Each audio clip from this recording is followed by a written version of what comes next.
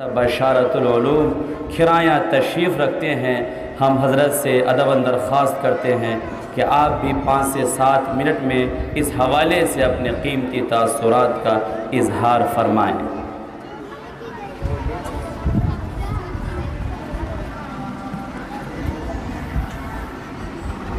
نحمدہ و نصلی علی رسولہ الکریم، اما بعد۔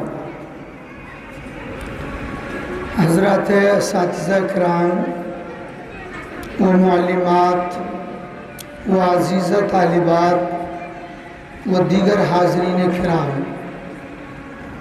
آج کا یہ دن ہم تمام ہندوستانیوں کی خوشی کا دن ہے۔ اس ہندوستان کے اندر مختلف مذاہب کے لوگ رہتے ہیں اور ہر مذہب والے اپنی اپنی تہوار مناتے ہیں۔ مسلمان عید الفطر، عید الاضحیٰ کی تہوار مناتے ہیں، تو ہمارے برادران وطن دیوالی، ہولی اور چھٹ جیسی تہواریں مناتے ہیں۔ لیکن یہ یوم آزادی اور آج کی تہوار پورے ہندوستانیوں کی تہوار ہے۔ یہی وجہ سے آپ دیکھیں گے کہ ہندوستان کے چپے چپے اور گلیوں میں یہ تہوار منائی جا رہی ہے، خوشیاں منائی جا رہی ہے۔ تو یہ ہندوستانی تہوار ہے جس میں ہر مذہب کے لوگ برابر کے شریک ہیں۔ در حقیقت اس تہوار اور اس خوشی کے پیچھے ایک بڑی تاریخ ہے، جس تاریخ کو یاد کرنے کے لیے اور اجاگر کرنے کے لیے اس طرح کی تقاریب منعقد کی جاتی ہے۔ تاریخ یہ ہے کہ 1498 عیسوی میں انگریز ہندوستان میں تجارت کے نام پہ آنا شروع کیے۔ ان کا کہنا تھا کہ ہم ہندوستان تجارت کے لیے آ رہے ہیں، جا رہے ہیں، اور اس طرح سے انہوں نے یہاں ہندوستان میں ایک ایسٹ انڈیا کمپنی کی بنیاد رکھی، جس کو 1601 عیسوی میں پورے طور پر منظم کر دیا۔ لیکن ان انگریزوں کا مقصد ہندوستان میں تجارت کرنا نہیں تھا، بلکہ ہندوستان کی حکومت کے اوپر قبضہ جمانا اور اپنی حکومت ہندوستان پہ قائم کرنا تھا۔ اس کی اس غرض کو مجدد الفسانی رحمۃ اللہ علیہ نے بخوبی محسوس کیا اور لوگوں کو سمجھانا شروع کیا، لوگوں کو بتلایا حضرت نے کہ ان انگریزوں کا مقصد ہندوستان کے اندر تجارت نہیں، بلکہ ان کا مقصد ہندوستان کے اوپر اپنی حکومت کو قائم کرنا ہے۔ اس لیے ہم ہندوستانیوں کو چاہیے کہ انگریزوں کو یہاں سے مار بھگائے، ان کو ان کے وطن واپس کر دے، ان کو یہاں ٹھہرنے نہ دے، ورنہ یہ آہستہ آہستہ ہندوستان کے اوپر قابض ہو جائیں گے۔ لیکن لوگوں نے اس بات کو اس وقت اہمیت نہیں دی، ان کو بات سمجھ میں آئی نہیں۔ لیکن وہی ہوا جو حضرت نے محسوس کیا تھا اور جو حضرت نے فرمایا تھا۔ حضرت کے اس احساس کو اور حضرت کے اس پیغام کو شاہ ولی اللہ محدث دہلوی رحمۃ اللہ علیہ نے بھی اپنے زمانے میں حضرت کے انتقال کے بعد لوگوں کو سمجھایا اور محسوس کرایا۔ کچھ لوگوں کو یہ بات سمجھ میں آنے لگی، اور اسی نتیجے میں حضرت ٹیپو سلطان رحمۃ اللہ علیہ کی انگریزوں سے جنگ اور لڑائی ہوتی ہے، اور 1799 میں حضرت جام شہادت نوش فرماتے ہیں۔ اب 1803 عیسوی کا وقت آتا ہے۔ اس وقت تک انگریز کافی ہندوستان کے اندر اپنا قبضہ جما چکا تھا۔ اس نے لال قلعہ کی دیوار کے اوپر اپنی فتح اور سربلندی کا جھنڈا لہرا دیا کہ یہ ہندوستان ہمارا ہے اور اس کے حاکم ہم ہیں۔ تو سب سے پہلے انگریز سے جہاد کا فتویٰ شاہ عبدالعزیز محدث دہلوی رحمۃ اللہ علیہ نے دیا، اور حضرت نے لوگوں کو سمجھایا، حضرت مجدد الفسانی رحمۃ اللہ علیہ کے پیغام کو خوب سمجھایا لوگوں کو کہ ان انگریزوں کو ہمیں مار بھگانا چاہیے اور ان سے جنگ کرنا، ان کو یہاں سے بھگانا ہمارے اوپر بالکل فرض ہو چکا ہے۔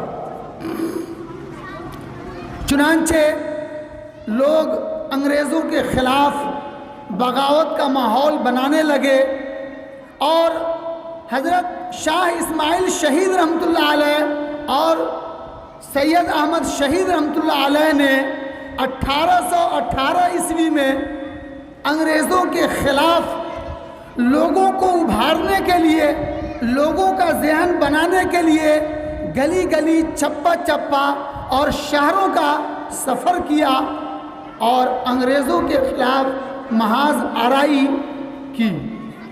بالآخر یہ دونوں بزرگوار بالاکوٹ کے میدان میں 1831 عیسوی کو شہید ہو گئے۔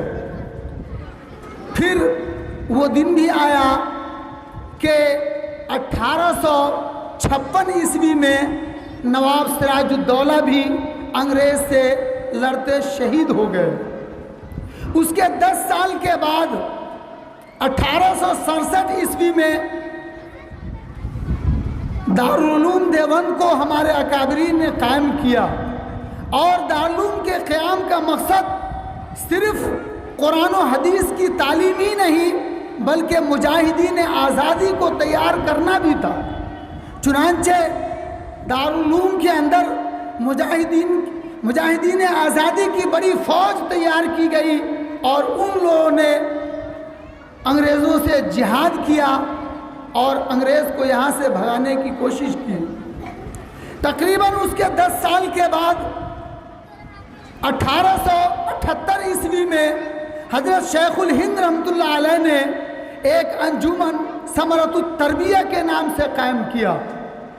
اس انجمن کے تحت حضرت نے کام یہ شروع کیا کہ انگریز کے خلاف لوگوں کو منظم طریقے سے جمع کیا کہ اب کی بار انگریز کا تختہ پورے طور پر پلٹ دینا ہے، اور پوری پلاننگ کر لی گئی۔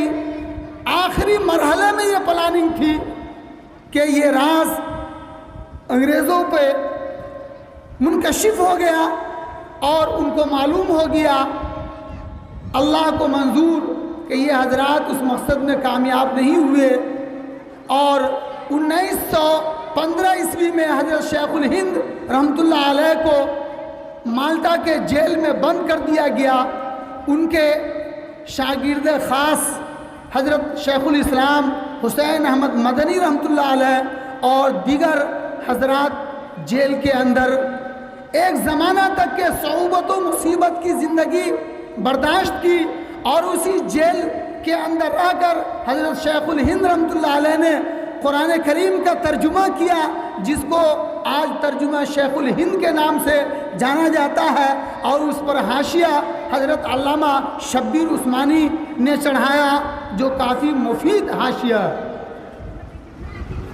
میرے عزیز طالبات اور دیگر حاضرین، یہ سلسلہ مختلف انداز میں، مختلف ٹکڑیوں میں انگریز سے جہاد کا جاری رہا، اور بالآخر 15 اگست 1947 کو ہندوستان سے انگریز بھاگ گئے، اور ہندوستان پورے طور پر انگریزوں سے آزاد ہو گیا۔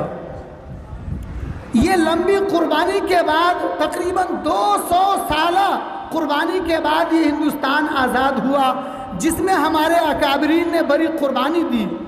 1857 کی جو جنگ ہوئی تھی، جس میں تمام برادران وطن بھی مسلمانوں کے ساتھ شریک تھے، بڑی تعداد میں ہندوستانیوں کو شہید کیا گیا تھا۔